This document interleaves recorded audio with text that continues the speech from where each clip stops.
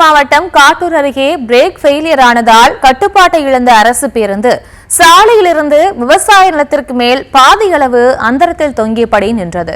இது தொடர்பான முழு விவரங்களோடு இணைகிறார் நமது செய்தியாளர் யுகந்தர். வணக்கம். என்ன நடந்தது? முழு விவரம். திருவள்ளூர் மாவட்டம் பொன்னேரி பேருந்து பணிமனையிலிருந்து T40 தட எண் கொண்ட பேருந்தானது பொன்னேரியிலிருந்து பொன்னேரி, ஆலாடு, சின்னமனோபுரம், பெரியமனோபுரம், பூதூர் இவ்வழியாக மீஞ்சூர் சென்று திரும்பி பயணிகளை ஏற்றி கொண்டு வரும் தொடர்ந்து பயணங்கள் செய்து வந்த நிலையில் இந்த பேருந்தானது இன்று காலையில் அதிகாலை 5:20 மணிக்கு எடுத்த பேருந்து மீஞ்சூர் சென்று திரும்பி வரும் நிலையில் திரும்பி வந்து கொண்டிருக்கும் போது பிரேக் ஆனது ஃபெயிலர் ஆனதாக கூறப்படுகிறது.